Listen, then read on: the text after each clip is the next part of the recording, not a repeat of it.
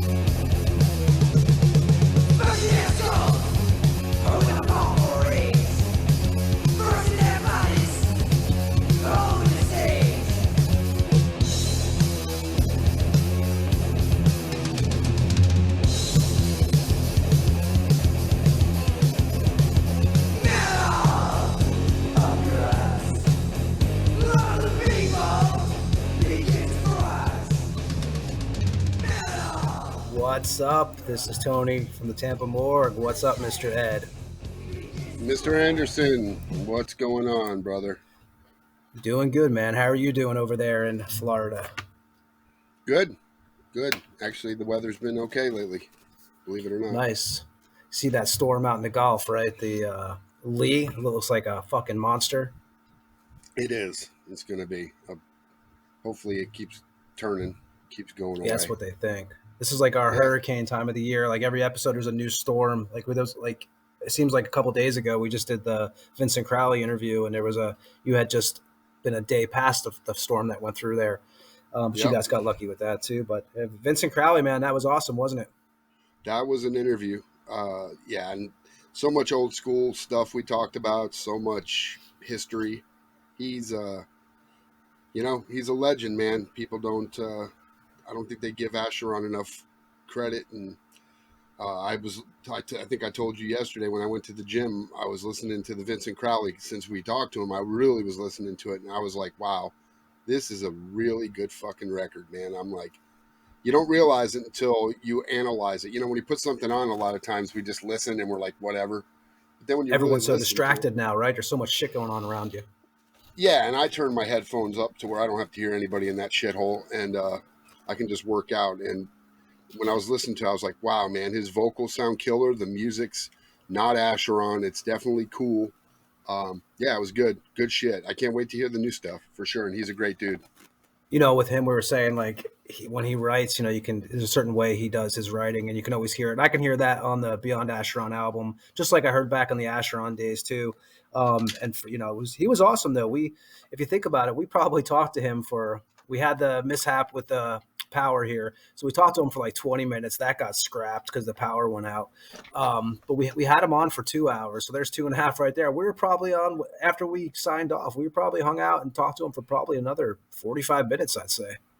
Oh yeah, and if that shit had gotten recorded, we would have no podcast. So yeah, that was cool. That was definitely cool. Yeah, it was definitely awesome.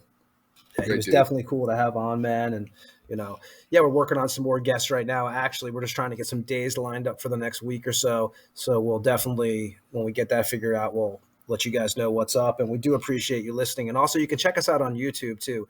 We're on Spotify, Apple Podcast, Amazon Music, Amazon. We're pretty much everywhere, I think, for the most part.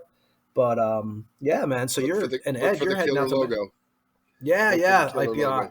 We had our guy who does a lot of art for us in the past with some of the bands we deal with do the artwork for us, and it came out killer. IPR from 5 milligrams. That guy, like I said, we've worked with him for definitely over 10 years. Like my memory's getting bad, so I don't know exact dates, but he's done a bunch of stuff for us, man. He's done a bunch of stuff for a lot of bands now. He's done stuff for Obituary, who, the first track, actually we opened up with Executioner, pre-Obituary. he worked with them. He's worked with Possessed, I believe. He's worked with just a bunch of bands. Massacre. Um, he did the what? He did the Corpse Grinder shirts for Rick. Yeah, he did. I think he might have done one of the other ones too. And that hoodie, right? The zombie. Yeah, they were both hoodies that we used them on, and I think actually there was this might have been the Succubus shirt that we had. I think it was the Succubus. Yeah, shirt I do think he did that also. Yeah, so yeah, it was awesome. He does great work, and the logo came out. When you sent me the sketch, and then I saw the end result, it was he has a great mind to put chicken scratch to paper and make it come to life. He's so easy to work with. What I do is, and I've done this since, I don't know, almost probably at least, like I said, I've probably worked with this guy for probably maybe even 15 years. I can't even put a number on it, but Ed sees some of the drawings I do. So every album cover that he's done for us, or for the Tampa Morgue logo, whatever he does for us, I send him a sketch that I do of like what I want, and it looks like maybe a 7-year-old did it. But man, it really helps, I think. And the guy always, pretty much whenever he sends it back, it's 99% what I want always. It's killer, man. I really got to say he really hits it with that. So I appreciate him, man. But you got a bunch of shit going on. You're heading out. What's today? It's Thursday. Yeah, tomorrow morning. Tomorrow morning you're heading out. Yeah, me, Sam, and Lee get on a plane in Tampa and head to Merida, Mexico, or Merida, however they say it. We're heading to Mexico, yeah, to play the Hunab Ku Festival. Say that again. Hunab Ku. Hunab Ku. Yep. There you go. Yep. So it should be killer. How many bands are playing that? God, it was funny when Lee told me. I think at first he told me it was like 10, and then it might have went up, and then I guess now I don't know. Who knows? There you go. Yeah. It's just and you guys play Saturday night? Yeah. Yep. We're the headliners. I think we're somewhere near the top. I don't know. They wanted us to go on late, but we got 2 guys that are flying out Sunday morning, like 7 a.m. So, unfortunately, you guys are got to get on and get off. You guys are playing Saturday. So, and how many times for you personally, how many times you've been to Mexico so far? With Monstrosity, this is my second time, but I've been to Mexico 4 or 5 times, I think. So nice. Yeah, it's the second time. I heard the crowds there with that, it's pretty good there. Yeah. Oh yeah. And they're definitely they want to see metal.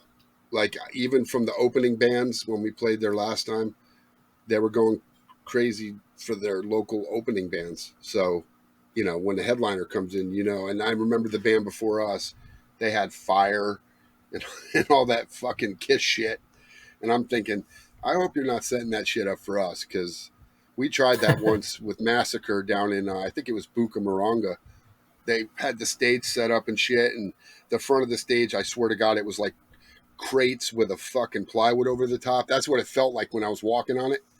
And I remember I almost had the James Hetfield moment where they set the pyro off and fucking I was walking right by it. And man, I felt that, because Metallica, all those bands, they have everything ironed out to the second where they're supposed to be on stage, what's going on.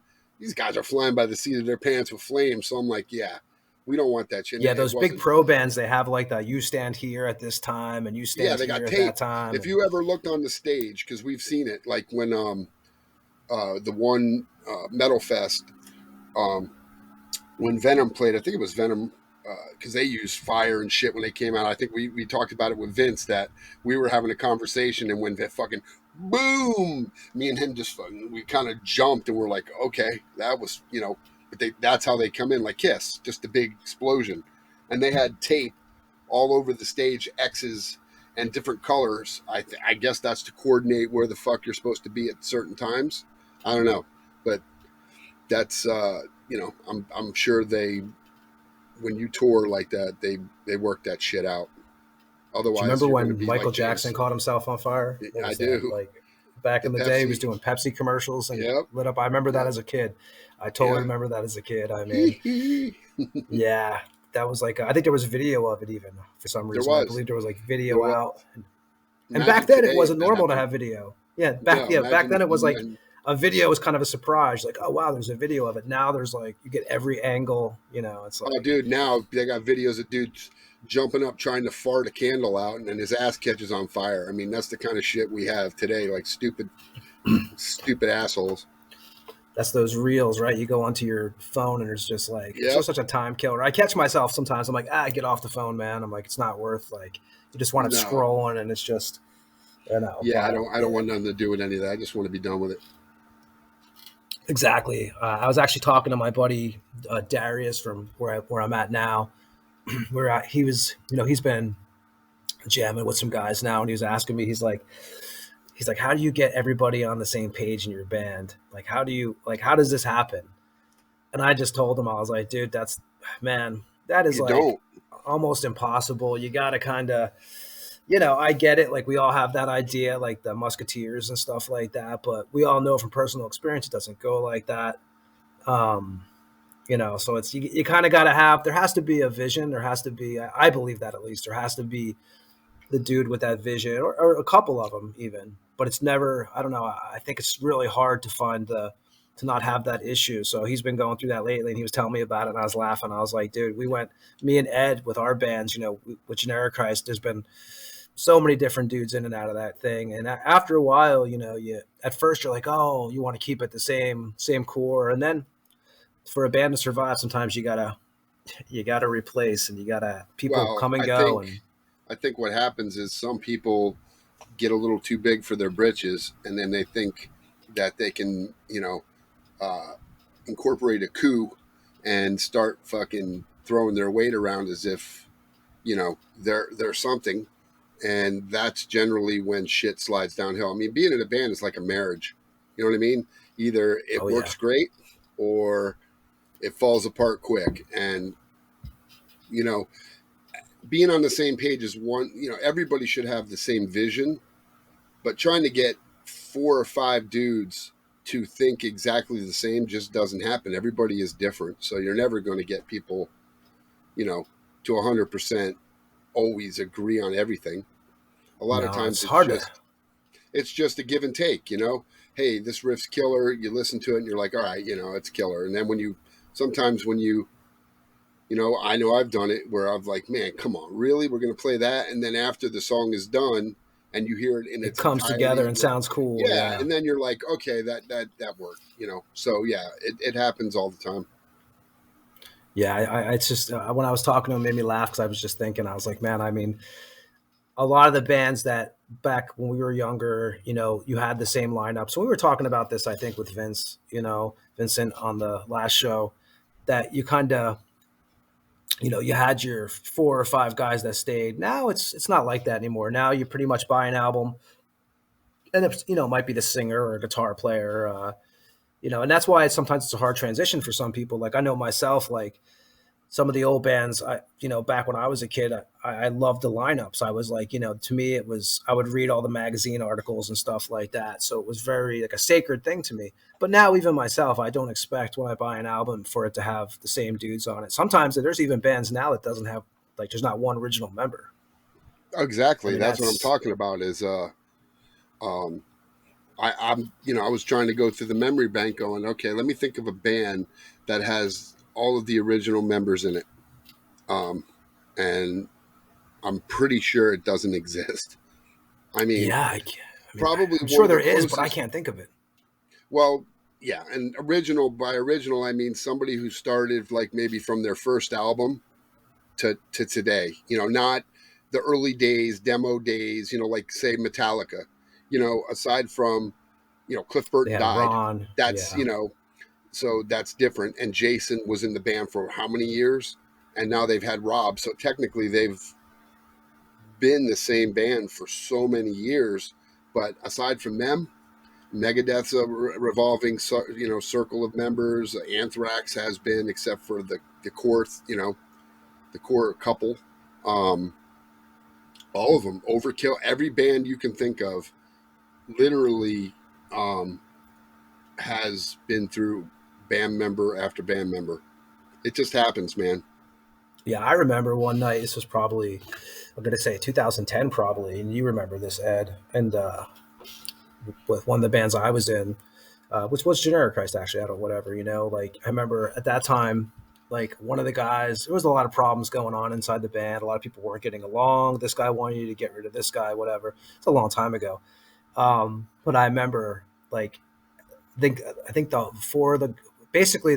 lineup was replaced in 24 hours. We had like a bunch of different. I think we had. I don't want to mention any names really, but we replaced the whole lineup in 24 hours. And one of the guys in the band said, "What do you got? What are you going to do? Replace everybody?" And that's what happened, man. And we actually got better for it. I remember that. But yeah, you remember that. And I was just like, okay, man. And it worked out perfect because that was a time period where it just wasn't fun going to band practice. It was like, it was just, it was just that feeling where you're just like, oh shit, man, I got to go deal with this and stuff like that. And, I try to, I think, yeah, it's like autopilot, you don't want to lose the band but, so that's just the way it goes, man. But, today I think what it is we think we can't do any better. You're like, man, this is going to fall apart, or I'm going to loyalty at first anymore. Too. You're like, I want to be loyal. Like, you want that, like we were talking about earlier, you want that loyalty with the members and stuff. And then you realize that, I remember when that lineup changed, like about probably 2 years later. At first, I was happy right away. Of course, it worked out great, but that's when it really started paying off. Was when you get past that first change, and it's like, okay, this is what it is. You have to do it to progress. If you don't, you'll just get drugged down, and that's the way everybody deals with it in bands. And I love playing music. I've done it since I was young. I just know that when you get older, you realize there's a lot to it. It is like a marriage, like you said. There's a lot of hurt feelings. I think the only enemies I have in life are pretty much like ones maybe I played music with at one time, and it's not many, but I mean, I'm sure there's some who are like, fuck that guy. But I'm pretty sure I'm on some people's list.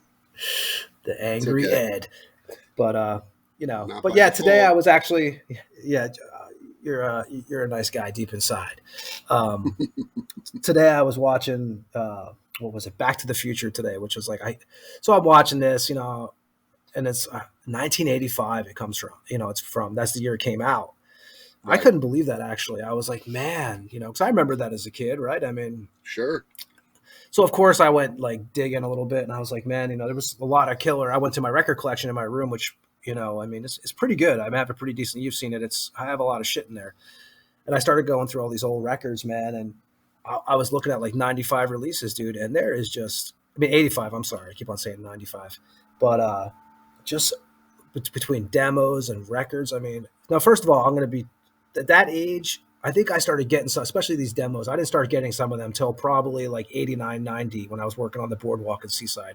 85, I was pretty damn young, But there was, I mean, a lot of bands that I can count on, because I made a little list of, stuff that I have from 1985 and stuff, and I was looking at when I had it and when I bought it, and I can tell you that there were a few on here that I'm like, wow, I did not realize it came out in 1985, because I probably, like you, it was probably closer to 87, because I moved here Halloween of 85 to Tampa from New Jersey. Yeah. So,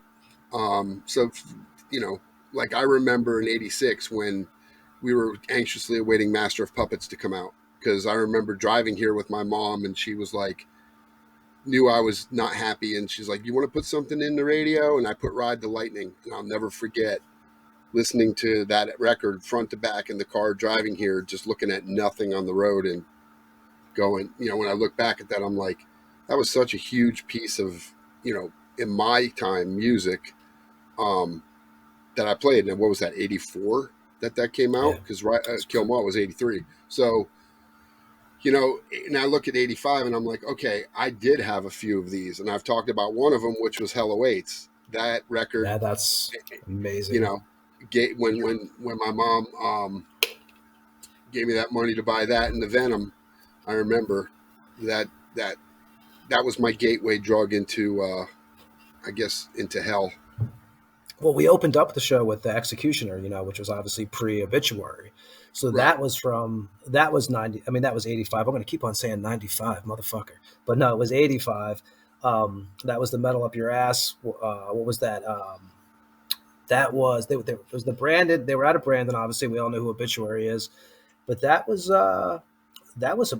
listen to that. I mean, there's a difference in the sound. I mean, it's totally like, that. It's not the Obituary sound we're used to. Yeah, exactly, man. You know what I mean? That was Tardy's vocal sound different on it. Of course, I mean, that was so long ago, man. And I think they changed their name right twice because they changed the spelling of Executioner, because there was the other Executioner out of Boston, that Right. band, I believe. I believe the Tardy one was just with an X. Yes. Mm-hmm. Yeah, they changed their name. And another band, Carnivore, right? The Carnivore 1985 album. The self-titled record. Yeah, the Green World Records and Roadrunner. That, I mean, that album, it's still a classic, right? It was basically that band right there. It's crazy too. There was three guys. Two of them are gone, now. The only one left is the drummer, Louie. You lost Keith. You lost Steele, obviously. I mean, but do you remember what your memories of the first Carnivore? Well, not the first, but the 85. I remember. I think it was. I want to say it was probably around the same time, 87, when I first, because I think I went into, it might have been Vinyl Fever, because for some reason they weren't considered metal. They were more, I think they were labeled hardcore. And I think it was because of that raw sound they had, the bass, Peter Steele always had that fucking bass, and anything that was bass oriented seemed to be punk and hardcore. That's kind of how it seemed, like DRI, everything, Agnostic Front, all that stuff was always Cryptic Slaughter. Everything was bass heavy. Well, yeah, I think the drummer, the drummer played with Agnostic Front. I know, isn't that crazy? Gatto. Yeah, he played with that. And again, that's so. What drew me to them is when I found out they were from New York, and I was like, okay, most bands like Agnostic Front, when I found out they were from New York, or all those bands that were coming out up at that time, all the CDGB bands. And when I listened to it, I'm like, okay, this is nothing like those bands. These guys are singing about some filthy stuff. And it was great, though, because Peter Steele, we talked about it earlier, Type O, which obviously is not 85, but Peter Steele in himself, how his vocals matured from Carnivore to the last Type O Negative is insane, because Definitely. he just had such a range that was disgusting. So yeah, that record was definitely in my collection. And there were a couple at that time that I wore the fuck out. And another one was Whiplash, Power and Pain. Yeah. Jersey, a Jersey band, Whiplash. Isn't it crazy how all these bands that were popping out and had that intense sound were coming from New York and New Jersey? I don't know, man. It was a period of time when nobody was writing music like that, because Whiplash was definitely intense. Whiplash had the 3 Tonys, so I had to listen to them, because when they had an 85 demo, the Looking Death in the Face demo, and that was there was 3 Tonys in that band. All the 3 dudes were named Tony. I mean, it was. But yeah, they were. That was a band, I think, that is underrated in a lot of ways. They're just what was it? Last Man Alive, Spit on Your Grave. Whiplash. I mean, Passaic, New Jersey band that's legendary. It wasn't just the riffs, the phrasing of his vocals too. He had a the way he sang was not your typical punk hardcore metal. He had his own kind of. And if you remember, that drummer Tony Scagliani, he played with Slayer from 86 to 87. He did live drums for them, which he did. I mean, yeah, Whiplash is one of those bands that I think, like I said, I think they're underrated. I think a lot of people that know them love them. And I would love to get I would love to get Tony on, the vocalist. That'd be great to get him on our show one day. I talked to him. I talked to him on not the cruise you went on, the first one I went on. I purposely we played at 3 a.m. the first night of the cruise, and you think, man, that sucks, but it wound up being like pretty fucking intense because it was the first night, so everybody wasn't fucking drunk and dead yet. But they played at 10 a.m, and I specifically set my alarm to get up and go see them on the pool deck because I wanted to see Whiplash. I hadn't seen them, and it had been probably because they didn't tour very much, so I didn't get to see them. And when they were, and they did not at all disappoint. It was everything you thought, you know, what Whiplash is. Yeah, well, him and Scagliano, they were in a band. What was it, Jackhammer together before that? Then they, which was they always say it's a separate band, and then Whiplash came out, and I mean, I don't know, they're just that's a great pick right there, man. Totally.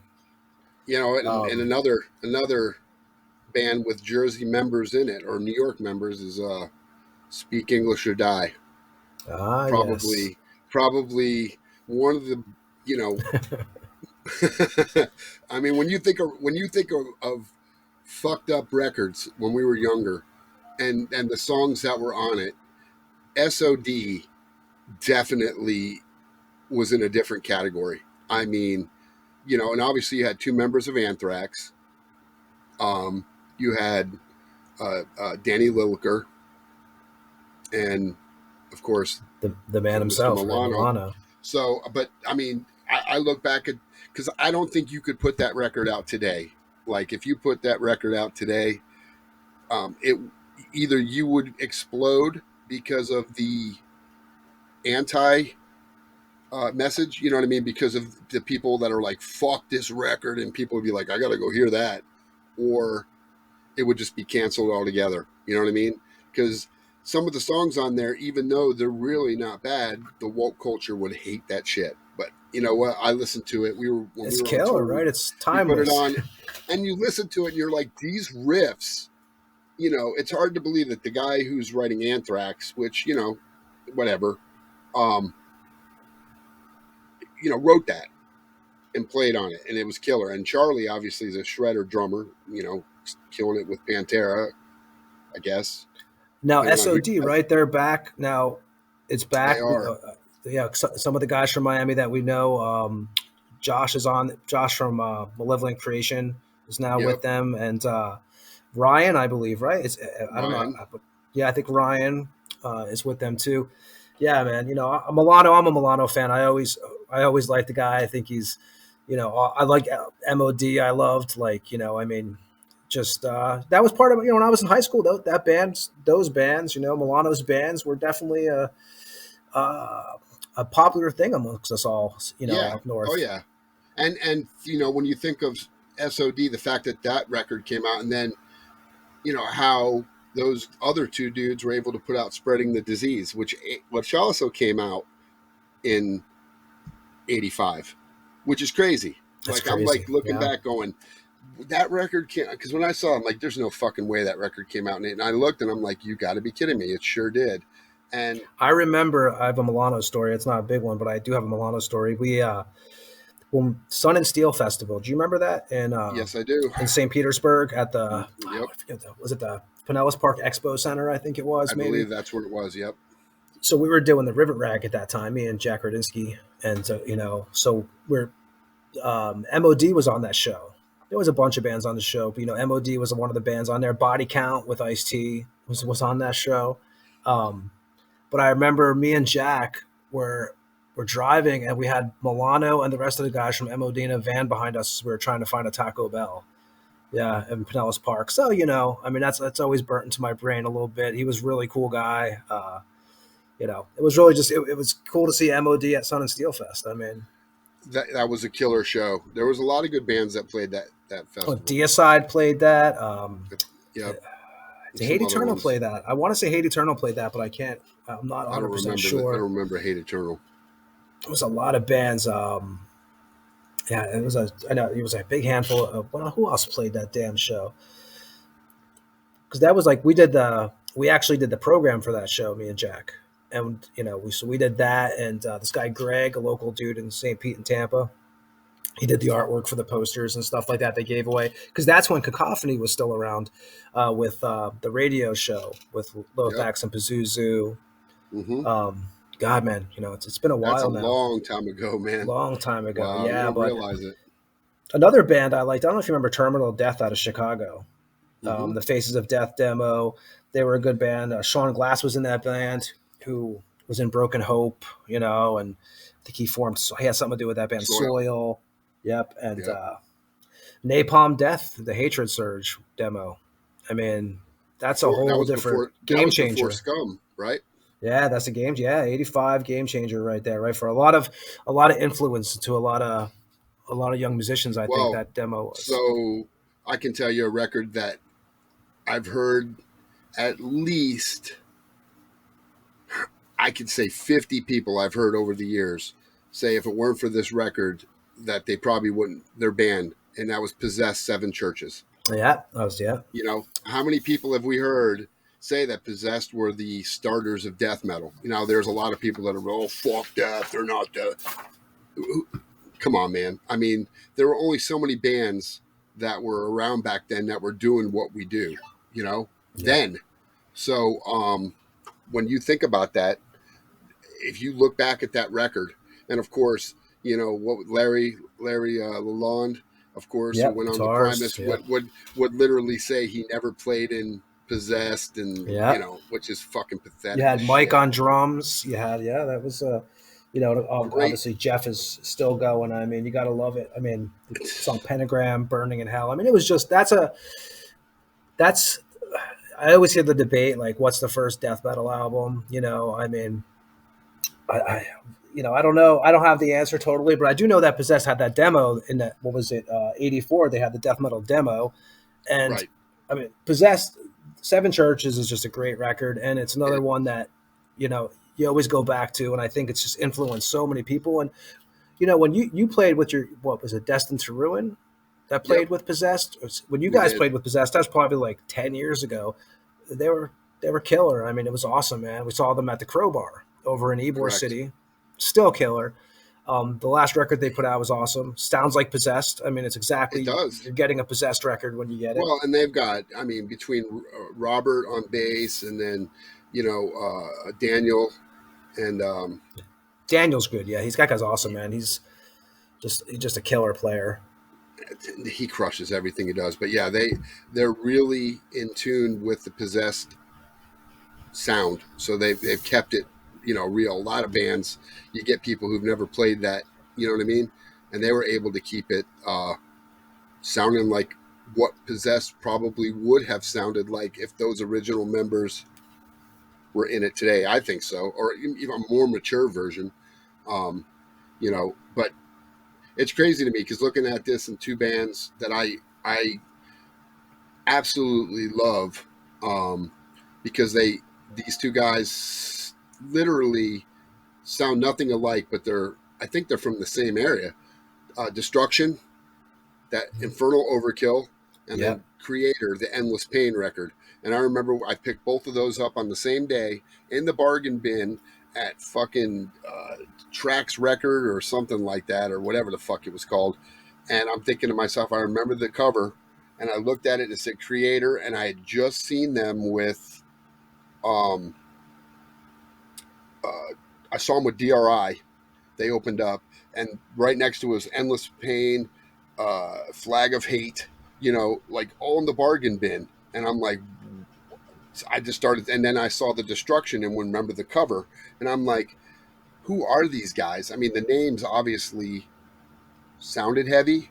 I mean, especially Destruction, but Creator.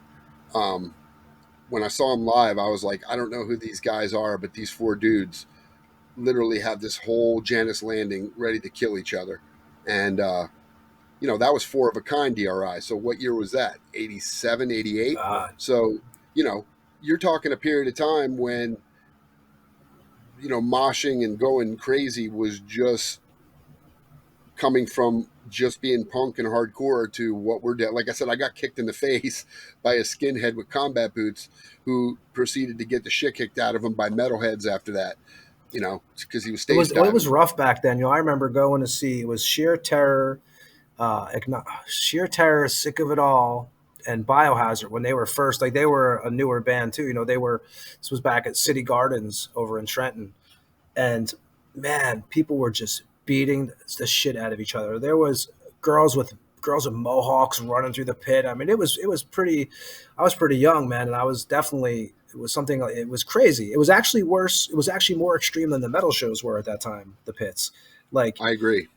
yeah, it was just a whole different, ball game. It was Well, definitely I think that's where the moshing took its whole development was from the punk scene. Because like I said, we heard Vincent talking about the Sunset Club and No Fraud, Belching Penguins. I think Gorilla Biscuits in their early days played there, if I remember right. I mean, these are bands that were, you know, um, just some of them were unknown hardcore bands. And when you go in there, all it was dudes throwing, swinging fists and doing that style of fucking windmill shit. And people were getting fucked up. And I was just like standing in the broken back. noses all the time. I mean, it was Oh, like man. nothing to see some kid sitting on the side of the circle, just like bleeding from every hole in his body. I mean, it was, Oh, you yeah. know, But that's where it came from. And, speaking of hardcore, I think one of the probably most influential bands that kind of twisted hardcore into what I the consider Mags. mainstream was Corrosion of Conformity, Ah, Animosity. yeah. That record was, I know a lot of people, some people felt that record, I think Pat might have been the one that was saying, that record changed him. Because it was definitely, you didn't know if it was hardcore, if it was thrash, if it was punk. Remember back then, you know, they were, I Mike always loved Dean that was, about COC though. They still always you always get a little bit of a different flavor on the records, and you know, obviously there's a big difference, right, from some of the later records. I mean, but they went a little more, what do you want? I don't even know what you would call it. Like almost, I don't know what that metal was, like kind of like Super Joint. That's kind of what they yeah, did. Kind of, it wasn't doomy. It was more, it was weird. It was like a country kind of metal. It was weird. The music was more twangy. Southern Um, doomy rock, yeah, like it was just, Southern. but it Yeah, was cool though. exactly. I mean, I Southern. totally dug Oh it. yeah, Yeah, I still think one of their I think best Pepper's records, killer.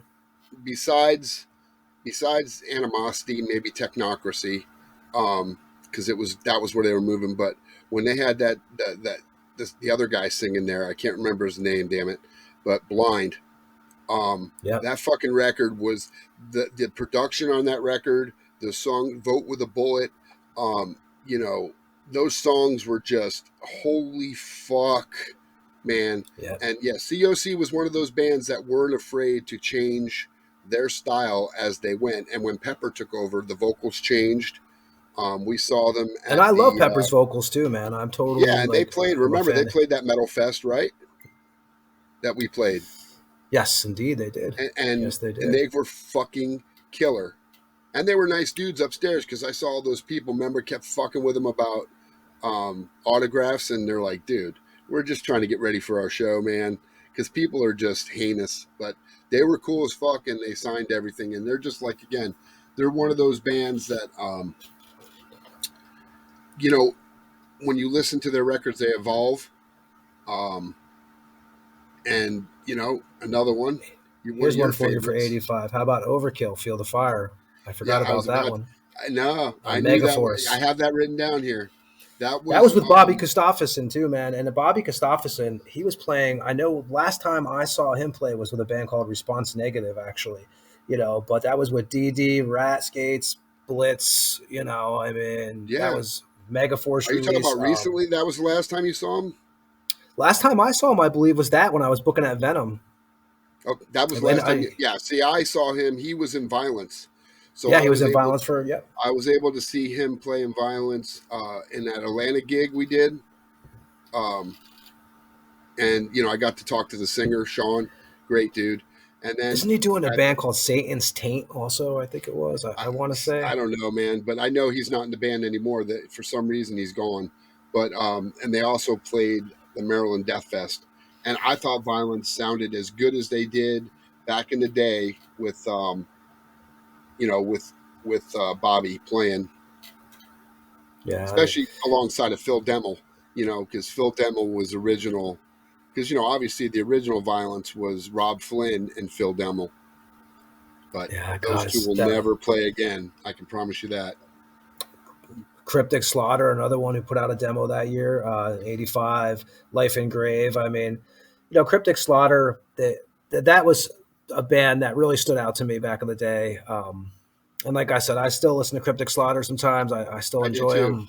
Yeah, I think And to they're. find out later on in life that you didn't realize that was Rob Blasco, who played with Ozzy and then Rob Zombie later on. I mean, that guy went from, and I'm saying nothing banned disrespectfully like Cryptic Slaughter. They weren't known back in the day. Now they're back. They're doing their thing all the time. I know they were going by a different name for a little while because they couldn't have the name, and I think they finally got it back. And they're back out playing as Cryptic Slaughter. But I've seen a couple of live shows, and they sound, I always thought, if you don't have, what was his name? Crooks? Bill Crooks? Mm-hmm. Yep, That was the Bob singer's name. Crooks. Bob. Bob Was Crooks. it Bob? You sure? Yeah, Bob Crooks. Yeah, I It's believe Bill. so.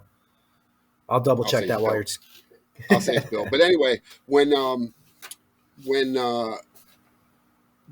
he wasn't doing it and they came back and he wasn't going to be part of it, I was like, oh, I don't know, man, because that guy was one of those kind of like Blaine from The Accused. He's kind of got a voice that's hard to imitate, but And we all like Blaine. I mean, me and you talk about him all the time on the side. Like, he is definitely.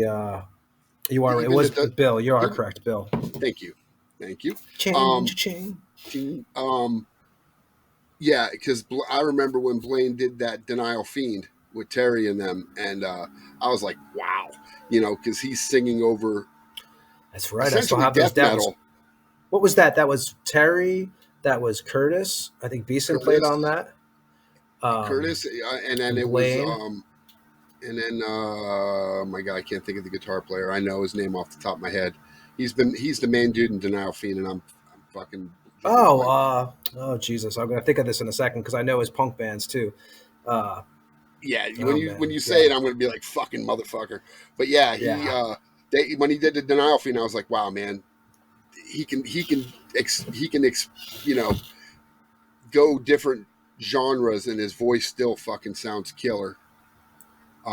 Yeah, and he's doing Definitely. what is he? He's doing Accused AD now, Yes. or no, oh, yes, Yes. Accused AD. And Yep. he, I know he was Blaine. He had a hamburger shop too. He did. I He was think. running a Well, restaurant for a while. that was why he didn't Zappies want or to tour. Zappies, I He, believe it was called. that was one of the reasons he didn't want to tour. From what I think Terry told me, or what I remember hearing, is because he was doing very well with the restaurant. That he's like, man, why do I want to go out and make peanuts when I could just sit at home and do a band here.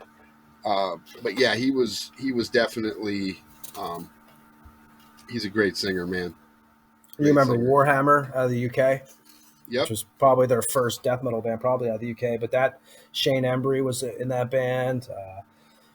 It's There amazing. was, yeah, Ingve. I remember, like, actually the first, I will say, so Ingve put out an album in '85, the Marching Out album.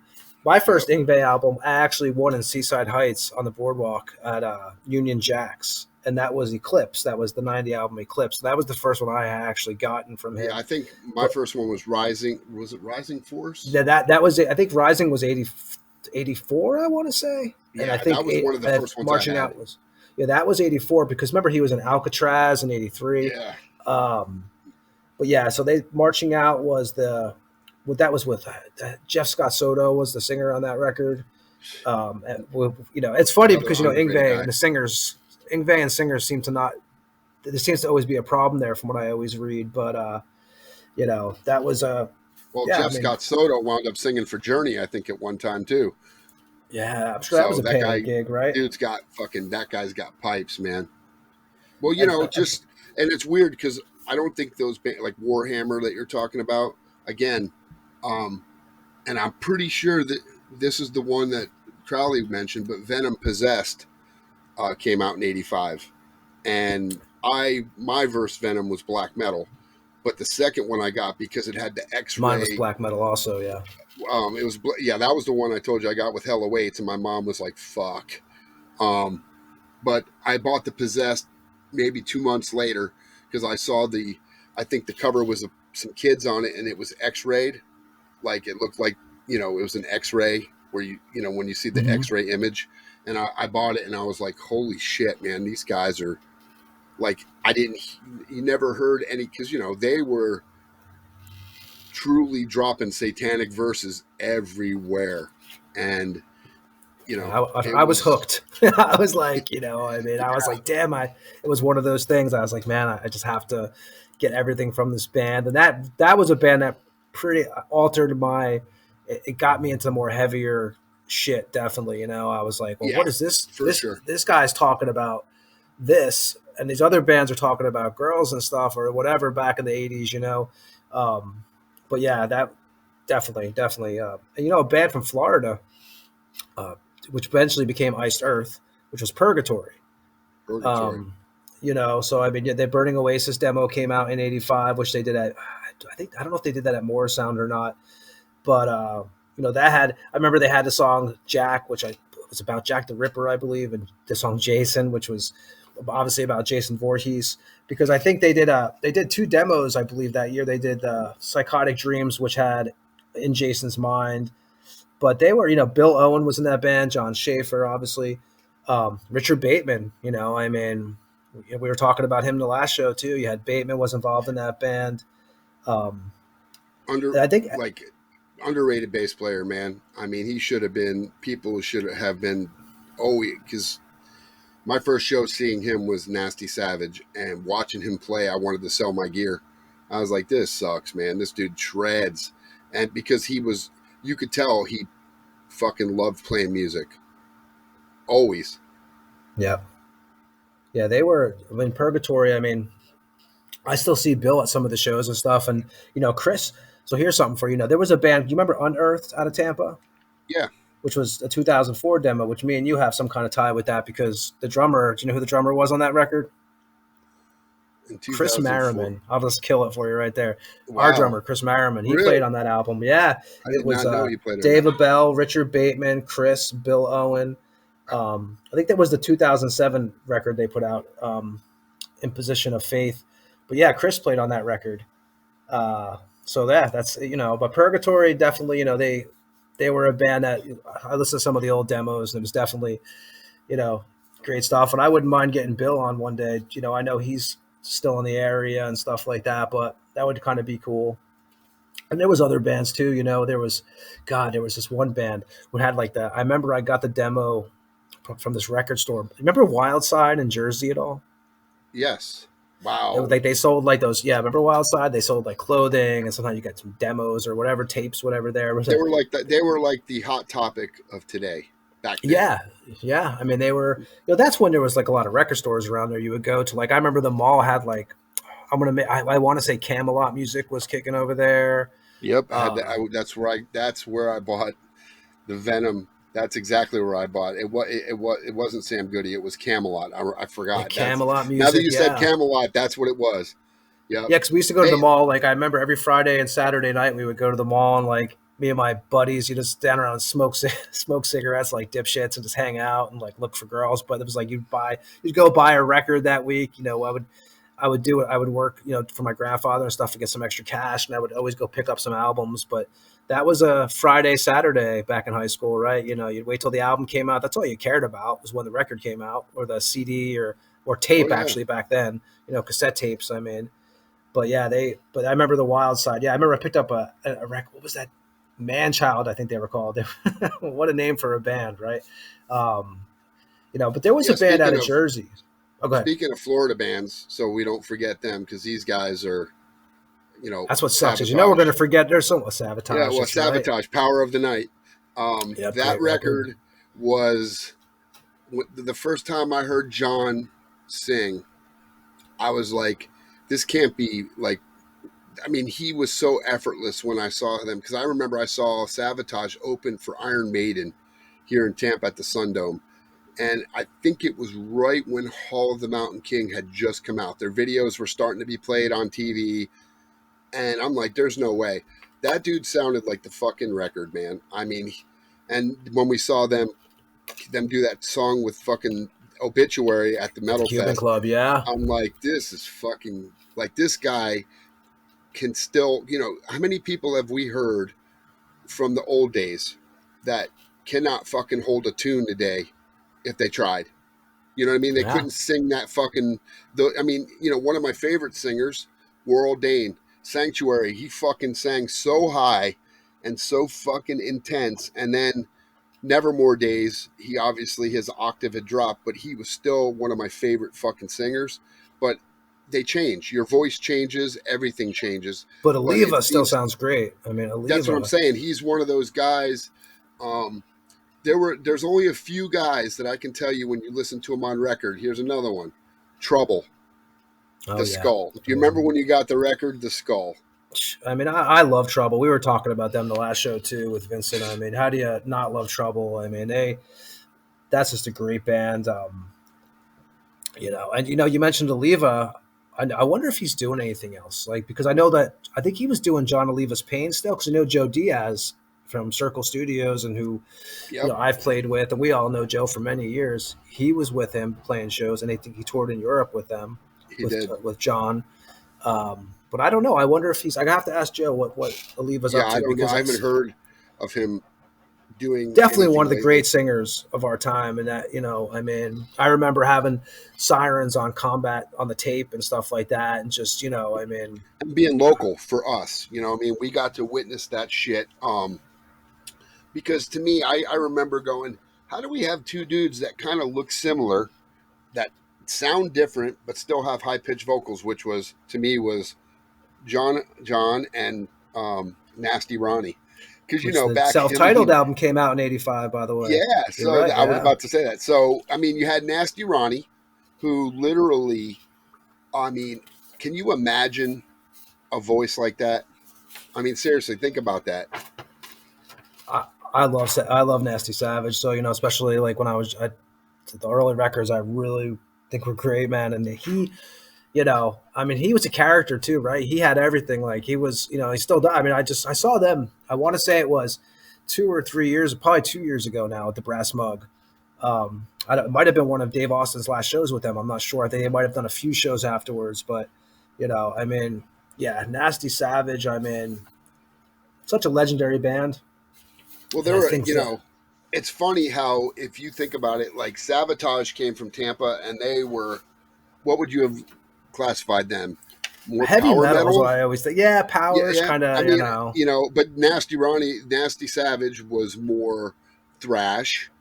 So it was kind of like, you're going through so many different, think of all the genres we're going through here of music that we've already talked about. I mean, thrash, um, two bands right here. What your favorite?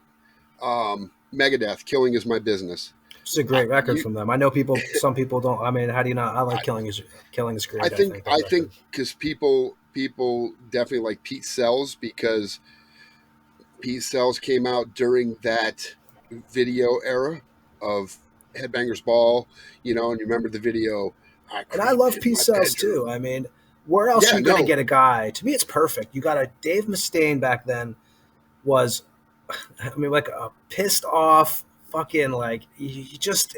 I don't even want to say it, like he was. Obviously, he was intoxicated, as we all know, but but he he had a was reason just to be pissed bitter off as because, shit. And he made some. I mean, I well, thought I mean, he Killing was and kicked Peace out are of fucking just. Metallica. So Yeah, I but I mean, think it's he great had. though, because if I'm always a Megadeth over Metallica guy, especially back in the. I mean, especially back in those days with those first two records. You I know, agree. because I thought Killing Is My Business was killer. Peace Sells is great. So far so good. It's got some stuff I like on it, but like the first two are my two that I really appreciate from that band. Rust in Peace is Fast. definitely a masterpiece, but I still prefer the first two over Yeah, that no, album. I mean, and to think California spewed a lot of fucking those bands. I mean, here's another one, Exodus, Bonded by Blood. Yeah, I Bonded mean, by Blood came out Paul that. Bailoff. I mean, um, you know, a lot of people like Steve.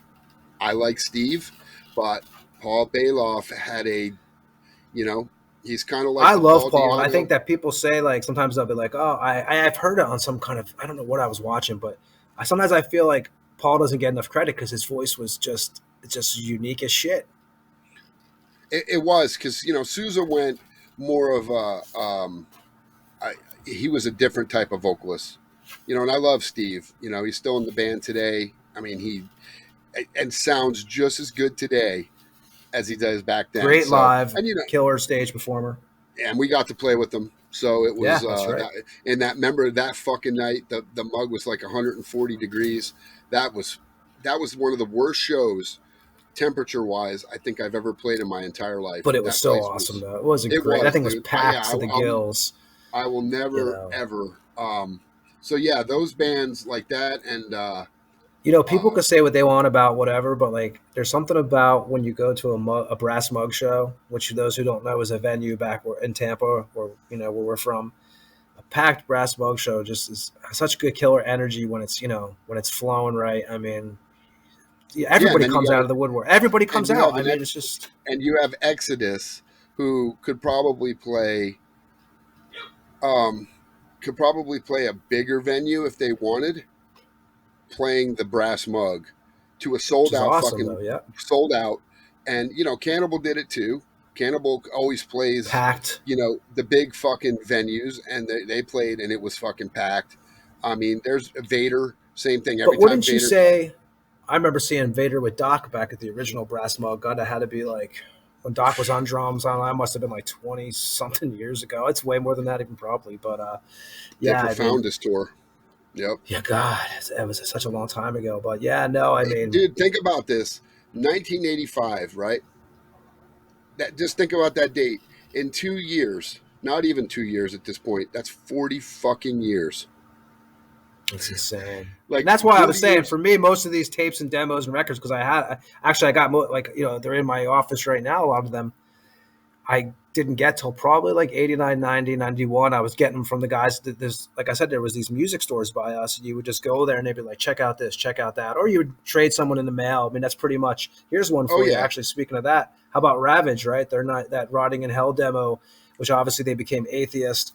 With Roger Kelly and Steve. I mean, that was another one. And that's a very, out of all those, man, out of all the Atheists, a lot of their stuff, and, I know it had a different title at that time, but that was a pretty death metal record.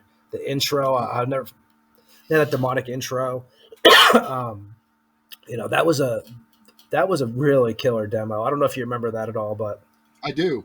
And so the same year, the Sepultura demo came out, which was, to me, was again, so raw, and you're like, who are these people? And think about it, they were tape trading from fucking Brazil. You know what I mean? I mean, they're not tape trading from America. Right? They're tape trading from Brazil. And again, a lot of these bands probably wouldn't exist without most of the bigger bands that were putting out records. Here, I know we've talked about this band a shit ton. Wanted to see them when they came. I didn't. Wasp, Last Command. Wasp, yeah. Now I had this record in '85 because I had the original Wasp, their first record, and I just remember I Want to Be Somebody. Fucking, it was like.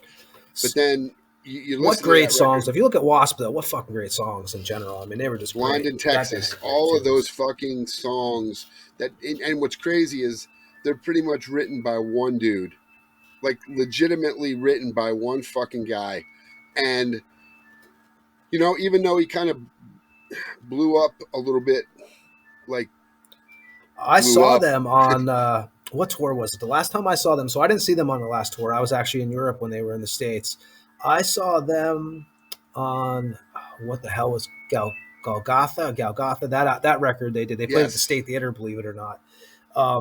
He wouldn't play. I mean, I get it. Like, they weren't, obviously they wasn't doing the Fuck Like a Beast. There were certain things not going on. He wasn't going to play that time period. Yeah, now he's playing. I think he has like the chorus, the fans singing the chorus, so he's kind of doesn't have to perform the whole song. And I love the Fuck Like a Beast. I mean, I love that. That's a great tune, actually. I mean, well, and if you think about it, a lot of bands have done that because remember Dave wouldn't sing Black Friday Black and The Friday. Conjuring. Yep, he wouldn't do it, and Which I'm are like, two dude, of the greatest Megadeth, two of the top songs in their catalog. I hate to say I it. mean, I don't know, and again, these type of bands that are coming out. I mean, two releases from this band same year. I did not know that. I hope it's not wrong, but Celtic Frost, Yeah, no, I think you're to correct. Actually, I know they had the. Megatherion, Yeah, and Emperor's Return. It said both of those came out in '85. Now I'll never forget the To Megatherion cover with Satan with the fucking slingshot and the fucking cross, and I was like, holy shit, are you fucking kidding me? I have to I gotta know what this is. And honestly, I mean, Morbid Tales was great, but that record probably had some of the best Celtic Frost songs, or Celtic Frost, however they fucking want to talk. Even Emperor's Return was great, but to me, um,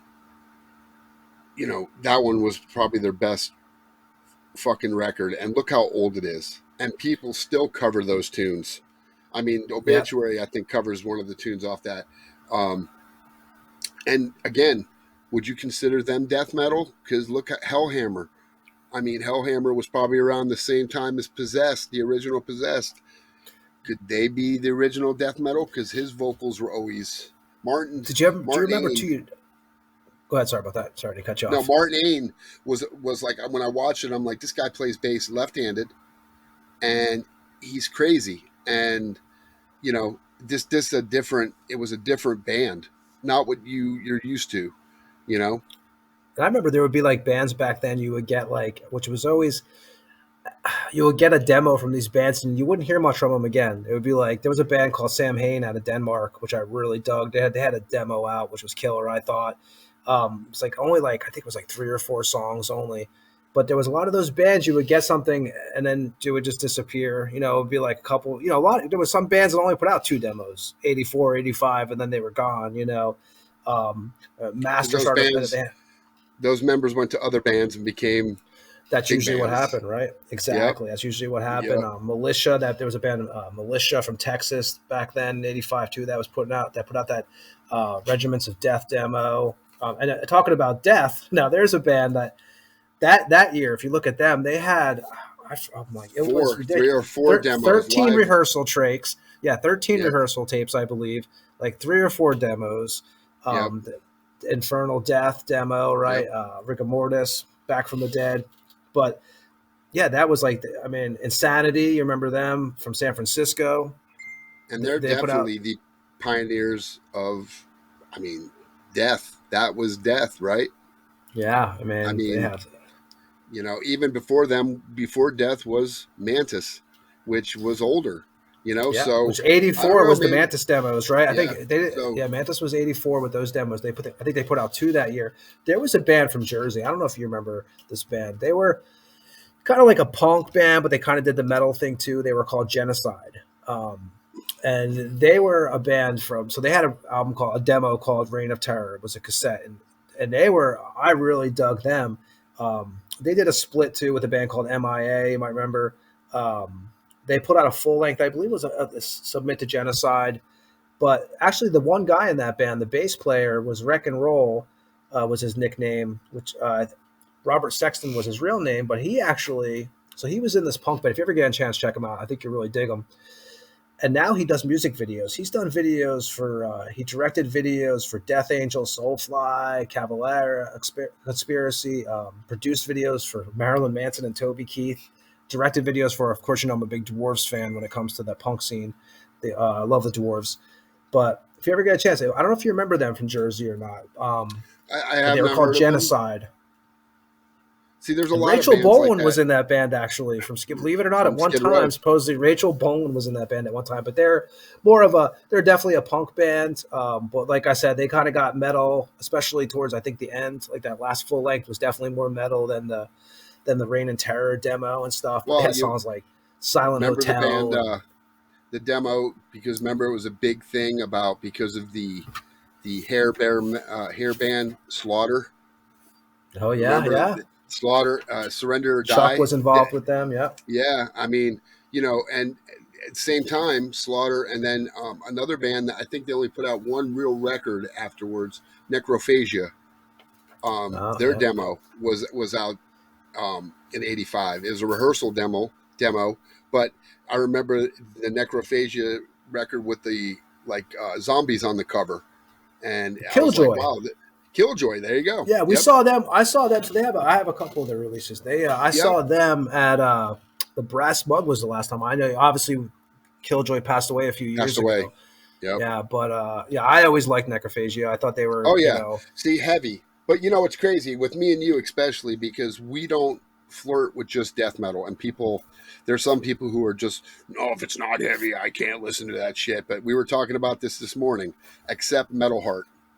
I mean, yeah. I Oh rode my shit. bicycle from fucking in New Jersey. My dad played softball and there was a fucking record store. It was a mom and pop store and it was probably 3 miles away. And my dad had a truck and I would take my bike to the softball. And while he was out there playing and drinking beer, I would ride my bike up fucking Route 35 to the fucking record store. And when I walked in, the guy's like, this just came out. You want this. And it was Metal Heart. And I I know. I was telling you remember earlier today. I saw I Udo was like, this year or last year, and he was still killer. Man, it was awesome.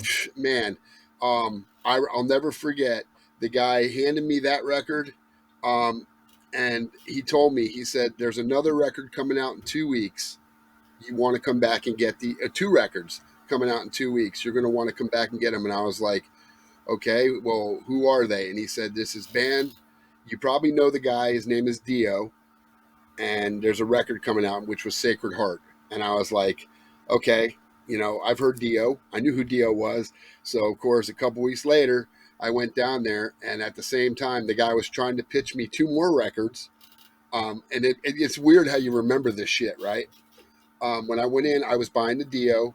And I think a Rush record came out that year, too. And I wasn't, I liked old Rush. The newer stuff, what was it? Power Windows was the one that came out that year. I was like, I'll hold off on that because Tom Sawyer, that was like, to me, you can't beat that. But it was Twisted Sister. The guy's like, you got to buy this. Come out and play. And Kiss Asylum. And when I saw the cover with them without makeup, I was like, yeah, it's a bad cover. And I love the old makeup Kiss, and I don't even hate that. But yeah, it was a bad cover, man. And I think the worst Kiss album is Hot in the Shade, man. I was not into that record, but I do love the old. Definitely do dig the old. But those Kiss, were great. man. But those were great records. Oh, and another one. Here's another one because he told me these guys were from Europe. Halloween. They had two records come out that year. I did not know that. I never heard this other one until way years later. But the titled, self-titled Halloween, and then they had one called Walls of Jericho. I didn't hear Walls of Jericho until many years later. I did not know that was an older record until when I was doing some research. I'm like, man, when I bought that, it seemed like, it was closer to 1990 when I heard that one. But Halloween was just, Yeah, they I was were kind bummed of I didn't like, get to see them. They were in St. Pete actually I last year, and know, I was not there, so sold I out, missed the man. show. But to me, Halloween was like Grim Reaper. They were just dudes that were just ripping on guitar, power metal with fucking singers that could just sing their fucking balls off. But those, I remember when I picked up those records, I was like, this is nothing like what I'm accustomed to listening to. But it was weird because you listened to it because it was good, And Dio we listened to just because anything Dio sings is good, Yeah, it's Elf or whatever, Um, Rainbow. It's always just it's yeah, always my good cousin, stuff. I remember my cousin, she was a big, obviously lived in Freehold, big New Jersey. They moved to outside of Orlando, probably an hour outside Orlando. And when we would go up there, I remember she kept trying to get me to go with her to the record store. She was into like In Excess, The Cure, the Ramones. She liked other stuff, but she had Theater of Pain, which came out in '85. And I remember her trying to tell me, you need to go buy this record. This is Motley Crue. And I remember looking at her album, opening it up and seeing what they look like. And I said, why the fuck would I want to buy that garbage? I'm like, this is the same girl that showed me Shout at the Devil. You know what I mean? And I'm like, now you're telling me to go buy, It was a dramatic change. I mean, those 3 albums were kind of a jump each time, I mean, it was kind of, even the Theater sound of Pain was a jump because he fucking killed somebody. Let's be realistic. Yeah, I mean, that was a whole mess right there. They had to make some money for him. Razzle from, was it Razzle from Honey Rocks, was it? I think, no, Hanoi Rocks, yeah. I think in those movies they made, just never got it right. Just like that movie they made for I heard it was half it was kind of fabricated and it was kind of cheeseball. I mean, just like the one about Def Leppard where they show him racing and fucking his arm got ripped off, and they show him walking around in this field with no arm and his arm's laying there on the ground. I'm like, oh my, it's not how that fucking it's a fucked up movie, man. How about Onslaught? Power from Hell. Yeah, I saw. We played a metal fest with them in Europe with Massacre, and I remember telling them dudes, I said, I got to see these cats, and I'm gonna not lie, man, that wasn't Onslaught. Like they did not. No. It was I think it was a different singer. It was different, bad. But I mean, again, here's a band that's touring a lot, and honestly, I think I would go see them. I know Crowley would probably stab me with a fucking sword, but Stryper. Soldiers of Command Under Command. Soldiers. I remember when I listened to it. Do you remember the original album cover for "To Hell with the Devil"? Not the one that got put out. The one with the angels. And I remember Keith from Splatter God Records had a copy up in his record store. And the cover, I guess they just changed it to I don't want to say it wrong, but the symbol on the front of it, But yeah, I mean, again, I didn't realize they were Christian.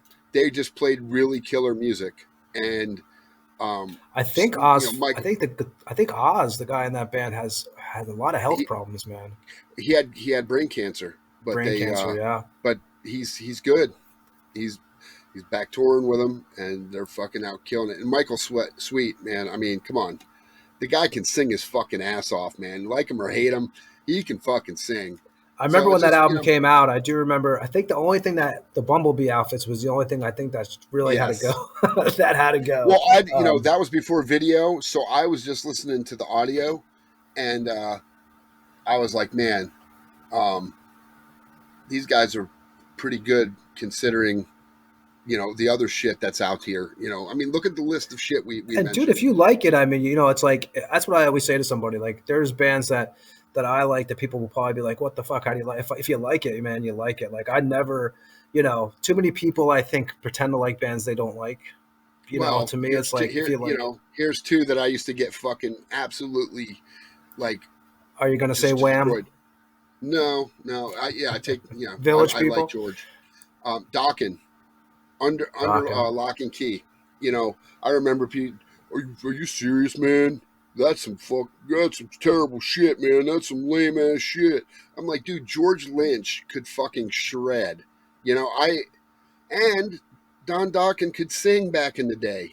I mean, he could fucking sing his ass off.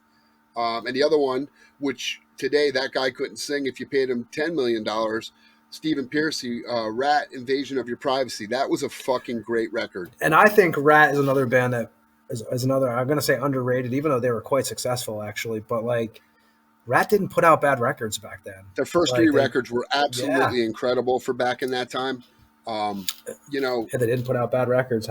You mentioned Stryper, so I got to say, I believe it was Bathory, I believe, put out what album? I think The Return in '85. Band Bulldozer, you remember them? The Day of Wrath. Bulldozer, yeah. Yep. God, man, I'm trying to think. There's so many. You could literally do this for 5 hours. And that's the problem. You're going to forget people. It's like, I keep on thinking, like, I know when we get off of here, I'm going to be like, damn it, man. Oh, well, I have a couple, just bands. Iron Maiden, Live After Death. People thought that was the best Love live that record album in the cover world. too, man. I think that is the greatest live album Another cover. band that was kind of underrated, I think they're coming back now, Artillery. They were one of those kind of thrashy, heavy bands. Fate's Warning, same thing. Either they were kind of a sabotagey kind of, yep, singing fucking heavy, So these bands, man, and then of course we talked about this earlier. Not one of my favorite bands ever, but AC/DC, Fly on the Wall came out. Yeah, Ed is never. I mean, me and Ed have talked about this. I grew up. I mean, obviously, AC/DC was one of those bands that I listened to very young. Love Bon Scott. Of course, there's plenty of songs I never have to hear again, like the obvious ones, the "Shook Me All Night Longs" and stuff like that. I mean, God, I remember as a kid growing up, that was even on MTV all the fucking time. They just played it, played it, played it. That's why I think that's what ruined me. All the radio stations would play it non-stop, and I just can't do it anymore. I can't. I've just never been. I would rather go listen to Ozzy or Led Zeppelin or Black Sabbath back then. I just couldn't. And then, like I told you, when Thunderstruck came out, then that fucking riff. It was the never-ending riff, and I think the last album I really dug from them was probably, and this was, like I said, I grew up listening to a lot of those records with them. Was probably "Who Made Who" was the last one that I really thought was, I mean, but I mean, I was a bit Brian Johnson. I like Brian Johnson, of course. I love Bon Scott. To me, it was like, but that was like one of those intro bands for me. The Dirty Deeds record and stuff like that was one of my gateway drugs. So I mean that's. Yeah, I mean, and honestly, the list could go on. Unfortunately, the only other two I had, because these were what I listened to, but not Fate's Warning, Armored Saint. Arms, yeah. Who obviously was a singer for Anthrax at one point. Yep.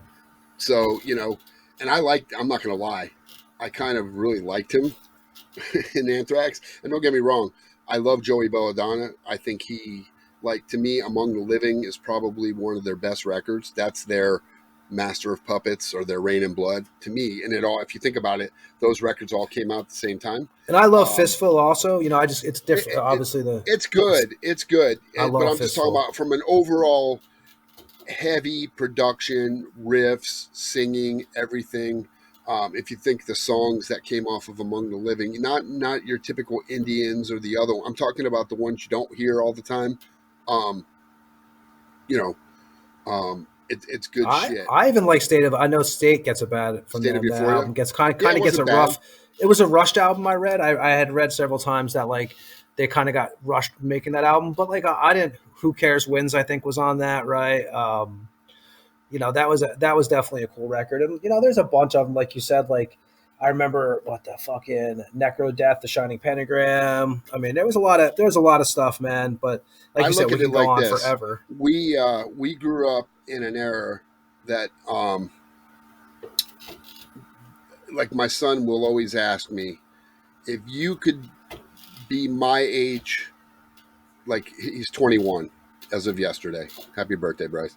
Happy birthday, you old bastard. You old bastard. If he's like, if you could be my age today, but know everything that you know for your last 50 years, would you do it? And I'm like, fuck no, man. I got to see Cliff Burton. I got to see Ozzy at his prime. I got to see bands, Metallica on the Master of Puppets tour. I got to see bands that Maiden, I mean, bands that Wasp in the early days. I mean, bands that we just talked about. Most of those bands I've seen live, and a lot of them you're not going to see today, ever. Like never, ever, ever. So no, I wouldn't trade it. I mean, does being old suck? Sure, but to live in a time we lived in too, without music wise, we were set, and horror movie wise, we were set. I mean, we got gifted with such classics. We didn't have technology destroying our lives. I mean, let's be realistic. This is great that we can do this and put this out to the whoever. It's awesome. And I don't look that gift horse in the mouth. And having a cell phone to be able to call my wife or my kids or whatever from across the globe. Yeah, I love that shit. But we all know that this shit has ruined lives, countless lives. Where just go to a restaurant and watch what everybody's doing. Everybody's on their fucking cell phones. Go to a concert even, and everyone's on their cell phones. I mean, it's definitely a plague. But I mean, they will never. I thought put your cell phone up to fucking with the flash. You know what I mean? So you know, show me your cigarette lighters, and now everybody's using phones.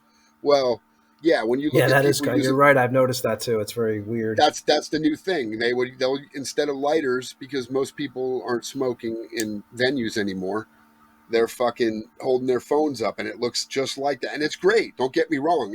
On a video, or if you're there in person and you see that, to think that, man, if I were on that stage right there and I got all these people to fucking pull out their phones or lighters back in the day, do you realize how fucking awesome that is? I mean, there's, you know, just when we have parts in the song where I get the crowd to do shit, and when they do it, especially in, you know, Europe or South America, where they're really gung-ho about that shit, it's a different feeling, man. I'm not gonna lie. It does something to you, and I can imagine, you know, when Bruce Dickinson fucking puts the microphone out there, or whoever, and fucking 40,000 people scream the shit back at you, it's gotta fucking make you, you know what I mean? It's gotta do something for you. Definitely, man. And you know, that's definitely. You know, and you're gonna get to. We'll see Saturday. We'll see if that works. Yeah. Ed's on his way to Mexico. He'll be, you know, anybody. You know, he'll sign whatever you want. He'll take photos with you. He'll buy you lunch, buy you a beer.